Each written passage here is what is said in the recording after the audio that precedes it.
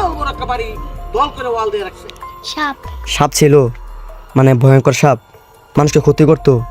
একদম একটু কবরের আসলে মাঝখানটা একটি আম গাছ, আর দেখেন কত বড় আম গাছটি।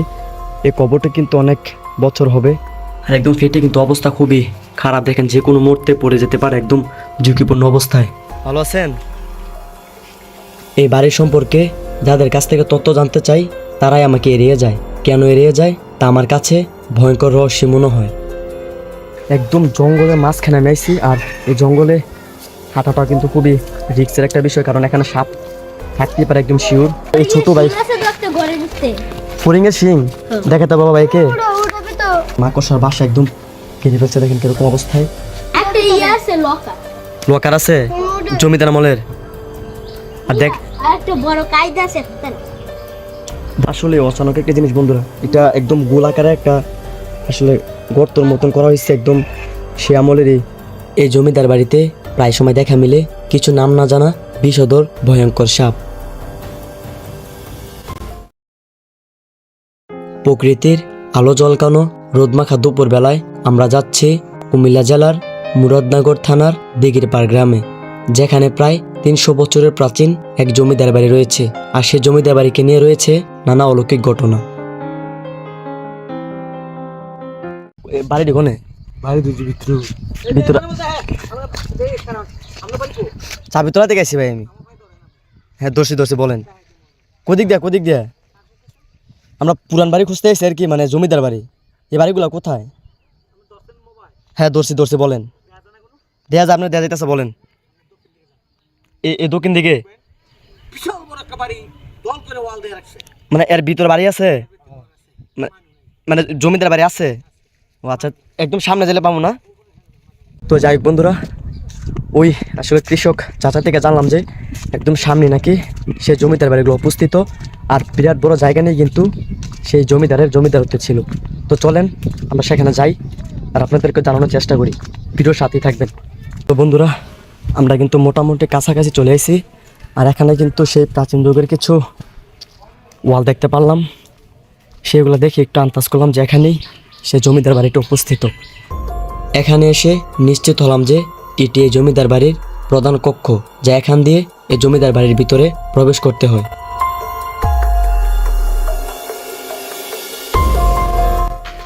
এটাও কিন্তু সেই প্রাচীন যুগের একটি স্থাপনা ছিল, যেখানে দেখে বোঝা যাচ্ছে। দেখেন এখানে কিন্তু একটি স্থাপনা ছিল যা বর্তমানে কালের বিবর্তনে বিলুপ্ত হয়ে গেছে প্রায়। আর এখানে কিন্তু সে প্রাচীন যুগের কিছু নকশা দেখা যায়। দেখেন এখনো সেই ওয়ালের যে নকশাগুলো দেখেন এখন একদম স্পষ্টভাবে দেখা যাচ্ছে। দেখেন এই জমিদার বাড়িটি সম্পর্কে যে মানুষের কাছে তথ্য জানতে চাই সবাই আমাকে এড়িয়ে চলে যাচ্ছে, আর কেন চলে যাচ্ছে তাই এখন আমি বুঝতে পারি নাই। বন্ধুরা, এক মুরব্বী আমাদেরকে তথ্য দিয়েছে যে এটাই নাকি এই বাড়ির ভিতরে ঢোকার প্রবেশ মুখ, আর এই গেটটি দিয়ে এখন আমরা এই জমিদার বাড়িটির ভিতরে প্রবেশ করব। আর দেখেন বন্ধুরা, প্রচুর বড় জায়গা নিয়ে কিন্তু এই জমিদারত্ব ছিল, যা দেখে একটু হলেও আন্দাজ করতে পারছি।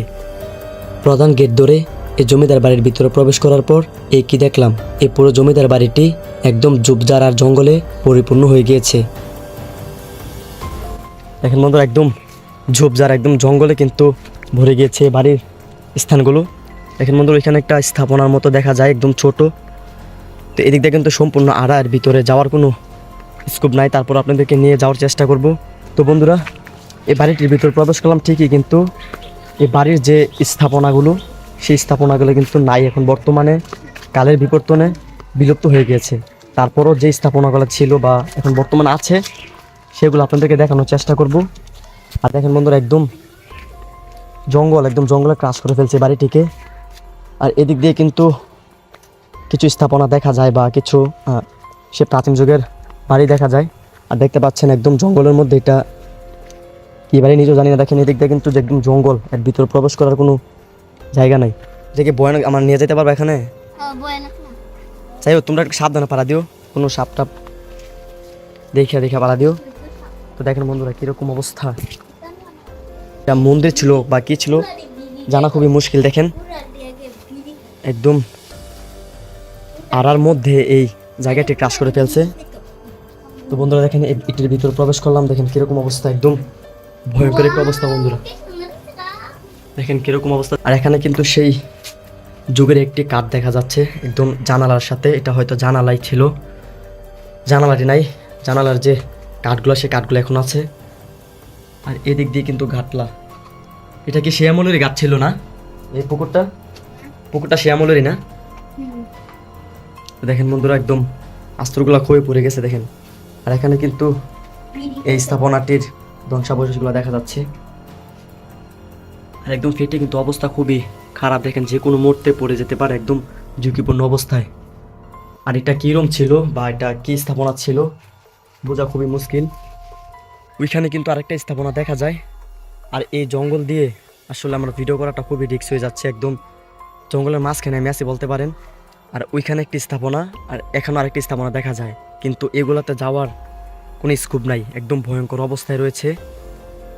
আর ওইখানে যাইলে হয়তো কিছু দেখতে পারতাম, কিন্তু ওই দিকটা যাওয়া কিন্তু একদম সম্ভবই না, এত পরিমাণে আড়া দেখেন বন্ধুরা। তারপরও এই স্থানটি দেখেন, এটা কীরম হিসাবে ব্যবহার করা হতো তা বোঝা খুবই মুশকিল। তারপরও দেখেন একদম শেওলা, কিন্তু এই বাড়িটিকে প্রকৃতির রং দিয়ে দেখে ফেলছে। দেখেন কীরকম অবস্থায় রয়েছে এই শেওলাগুলো, একদম পুরো মনে হয় যে রং দিছে এরকম লাগে এই শেওলাগুলো। একদম জঙ্গলের মাঝখানে আমি আইছি। আর এই জঙ্গলে হাঁটাটা কিন্তু খুবই রিস্কের একটা বিষয়, কারণ এখানে সাপ থাকতেই পারে একদম শিওর, কারণ এখানে একদম জঙ্গলে ক্রাশ করে ফেলছে বাড়িটিকে। একদম ভয়ঙ্কর অবস্থায় কিন্তু এই বাড়ির যে জায়গাগুলো বা পরিবেশগুলো দেখেন কিরকম অবস্থায়। তো এই ছোট ভাই ফড়িংয়ের শিং দেখাতে বাবা ভাইকে এমন তালা কি আছিল বাইকটা সুন্দর বলো ভাইকে। ফড়িংয়ের শিং ছিল, এখন আসেনি, মানে ঘর তালা আছে বর্তমানে। এগুলো হয়তো প্রস্রাবখানা বা গোসলখানা ছিল, যা দেখে বোঝা যাচ্ছে। দেখেন এগুলোতে প্রবেশ করাটা কিন্তু খুবই রিস্ক বন্ধুরা। একদম মাকড়সা ঘিরে ফেলছে, মানে মাকড়সার বাসা একদম ঘিরে ফেলছে। দেখেন কিরকম অবস্থায়। দুইটা সিঁড়ি দেখা যায়, এই যে দেখুন দুইটা সিঁড়ি, এদিকের উপরে একটু উঠি আর দেখা যাক কি ছিল। আর এখানে কিন্তু মৌমাছি প্রচণ্ড পরিমাণে। আর দেখেন বন্ধুরা এটা কি ছিল তা বোঝা খুবই মুশকিল। আসলে অচানক একটা জিনিস বন্ধুরা, এটা একদম গোল আকারে একটা আসলে গর্তর মতন করা হয়েছে, একদম সে আমলেরই ইট সুরকে দিয়ে। দেখেন এরকম অবস্থায়। আর এটা হয়তো ছিল গোসলখানা, যা দেখে বোঝা যাচ্ছে। এদিকে একটু দেখানোর চেষ্টা করি। এই জিনিসটা কি আমি বুঝতে পারি না, আপনারা যদি জানতে পারেন অবশ্যই কমেন্টে জানাইবেন। তো দেখেন বন্ধুরা এটা হচ্ছে ঘাটলা, সেই জমিদার আমলের ঘাটলা। আর এটাকে বর্তমানে এখনও গোসল করার জন্য ব্যবহার করা হয়। আর ঠিক সেই জমিদার আমলের ঘাটলা, এটা দেখেন এটা হয়তো নতুন করে সংস্কার করা হয়েছে, যা দেখে বোঝা যাচ্ছে। একদম বড় জায়গা নেই কিন্তু এই পুকুরটি দেখেন কিরকম একটা অবস্থায় পুকুরটি রয়েছে এখন, একদম ঝোপঝাড় আর ভয়ঙ্কর অবস্থায় রয়েছে পুকুরটি। কি বলছো দিক দিয়ে কি আছে ওই দিক দিয়ে? সাপ ছিল, মানে ভয়ঙ্কর সাপ মানুষকে ক্ষতি করতো। এই বাড়ির তেমন কোনো ইতিহাস পাইনি এবং কি তেমন কোনো স্থান পাইনি যা আপনাদেরকে দেখাবো, তেমন কোনো স্থাপনাও পাইনি আপনাদেরকে দেখাবো। আর দেখেন এটা কিন্তু সেই জমিদার আমলের একটি ভিট। এটার ভিতর তোমার যাইতে, এটার ভিতর কি আছে? লকার আছে জমিদার আমলের। আর দেখ বড়, আসলে খুব সুন্দর একটি কারুকাজ। দেখেন এই কারুকাজগুলো দেখলে যে কোনো মানুষকে মুগ্ধ করবে। সৌন্দর্য দেখেন কত সুন্দর করে সেই কারুকাজগুলো করা হয়েছে একদম কাঠের মধ্যে। ছোট বাচ্চাগুলো আমাকে বলছে যে এই ঘরটির ভিতরে নাকি সে জমিদার আমলের লকার এবং কি সেই জমিদার আমলের কিছু ফড়িংয়ের যে শিংগুলা, সেই শিংগুলা নাকি এখানে আজও আছে। আর এর ভিতরে প্রবেশ করার কোনো স্কোপ নাই, একদম তালা মারা কিন্তু দেখেন। আর এই দরজাগুলো কিন্তু সেই জমিদার আমলের দরজা। দেখেন দরজা যে কারুকাজগুলো বন্ধুরা কত সুন্দর বন্ধুরা দেখেন।